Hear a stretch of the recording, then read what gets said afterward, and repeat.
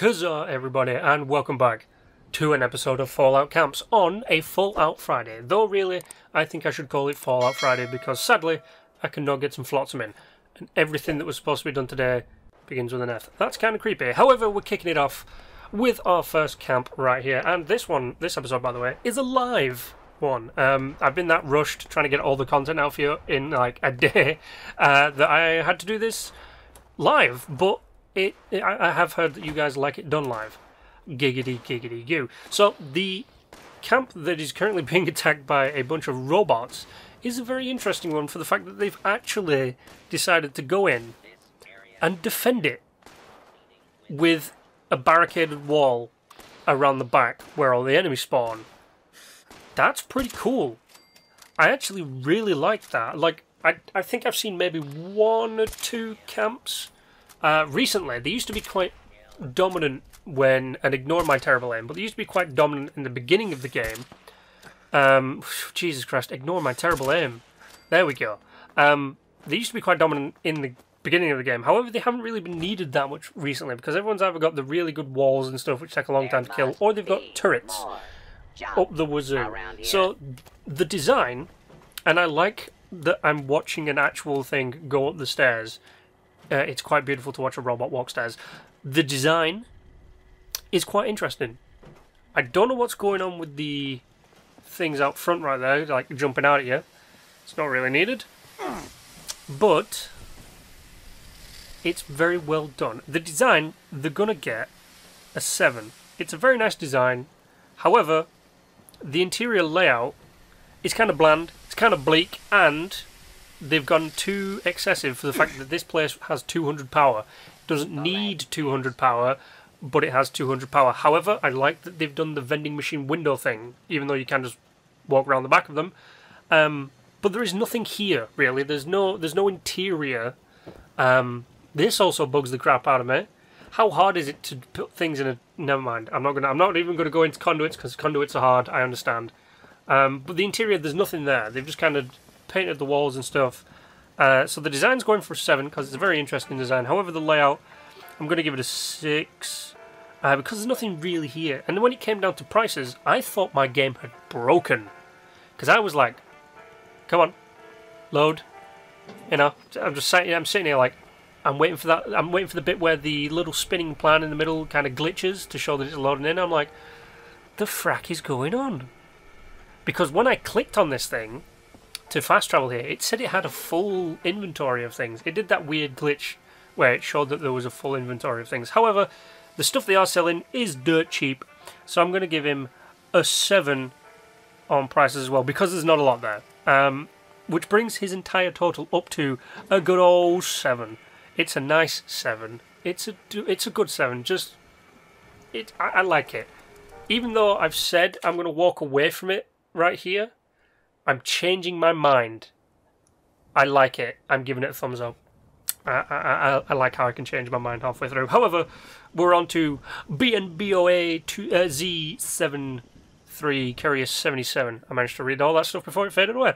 We're on to Camp 2, which is right here, just outside of a nuclear blast. This, by the way, when it showed all the stuff there, that's the kind of stuff I look for. If you're wondering how I come and visit camps, I look for those things. And if you have all those things, but then you have a single platform with a ladder on it, I'm a crucifier.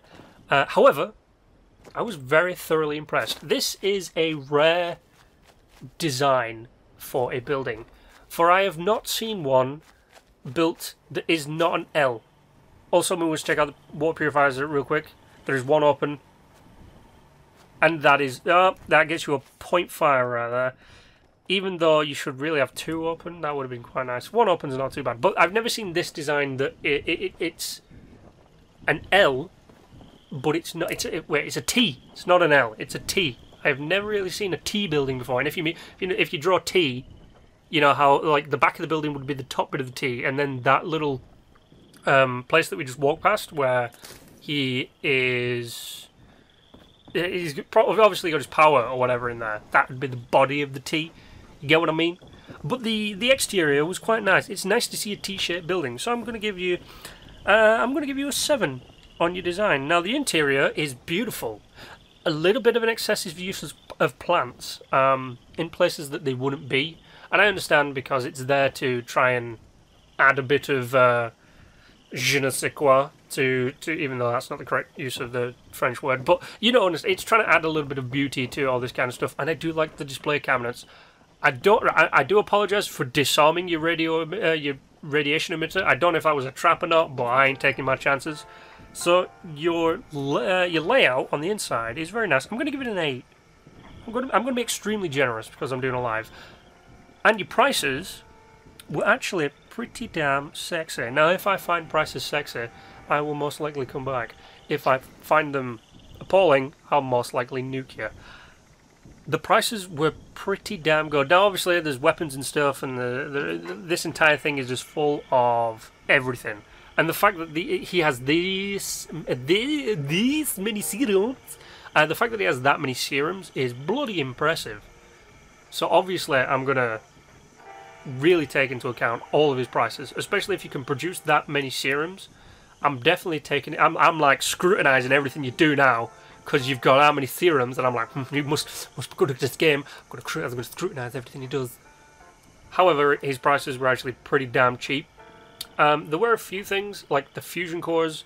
Always remember, ladies and gentlemen, if you're selling a fusion core that has some depletion in it, mark it down in price, please. Because I don't want to rock up and say, oh, there's a fusion core for there 100. It must be full of fusion. It must be a full fusion core for 100 caps, and it's got like 3% in it, like this. I mean, this one here is 50 caps. It's very nice. And it's an ultrasonic plasma core, so it does have a little bit of extra charge. But still, it's an ultrasonic plasma core that's almost out. It should be at a minimum, like, 15 caps. Maximum 25. But no, all the prices were good. So I'm going to give the prices an 8 as well. Bringing him up to an 8.5 for having that lovely extra water purifier. Very nice to see. It's getting a thumbs up for me. This one I actually managed to get the thumbs up in. I should probably have gone back and recorded. However, I'm currently out of my mind doing all these. But here we go, ladies and gentlemen. I have to. Apparently, you guys love it when I shit on a camp. So let's shit on a camp. This camp, Lannister Scums. It's a fitting name because this is a scummy camp. That's all I can actually say about this. This is utter scum. To the point where I don't even know why it was built. If you're gonna build a fucking camp with this many water purifiers, fudge. I mean, what's the point, man? What's the point of having them all locked? At least leave one of them up. And I'm pretty sure they were there while I was doing this. I checked every single purifier. They've just got shit everywhere. There's fucking plants all strewn all over the place. It's infuriating. And I even defended this guy's camp from Super Mutants. Super Mutants were attacking it. I defended it. Ugh. But the design is appalling. It's literally just a platform with a platform attached to it. It's fugly as hell. There's absolutely no design in it. The only design, and I'm doing design in air quotes right there, is the fact that he's using the red walls. So his design is a 2. His layout is appalling. It barely has a roof. Everything's just thrown in there willy-nilly. The only good thing about this is the fact that the pool table actually has the ability to stand on every side of it and play pool. That's the only good thing right there. So you get in, you guessed it, a 2. Now, you don't get any extras, but let's look at your prices. Your prices were actually pretty damn good. Which is like the only thing that claws this thing back from the depths. It's like literally, if I had the ability to send things to Davy Jones' crotch locker, which is the locker that holds all of his gym gear, I'd send it to that. But I can't because I don't have that power. Only Davy Jones, the person who actually plays Fallout as Davy Jones, has that power. Hi, Davy Jones, if you're watching. Yeah, this place is appalling. The prices are actually decent. Like, this camp can go to hell in a handbasket, and I will personally drive it there while listening to some heavy metal. But because the prices were good, I'm going to give it a 5. And the reason I'm giving it a 5, and not something else because the prices are actually good, is because your camp is a dick. And your design is shit. And there was just... I do apologise, but I had to shit on a camp. People love it, apparently, when I just shit on things. I think it might be the British. whole way that we shit on things being British. But yeah, no, there we go. It's a 2, a 2, and a 5, giving you a mean of, it should technically be 3.5. I'm giving you a 3. You can go down a hole. That's all I give a shit about. But ladies and gentlemen, thank you for joining me. I know I was a little bit ruthless in the last one, and I did change my mind through the first one, but it's just how things happen on the fly. If you want me to come check out your camps, tweet me, and I'll come check out your camps. But apart from that, ladies and gentlemen, you know the drill. Like, share, and subscribe. There you are, and until the next time, stay awesome.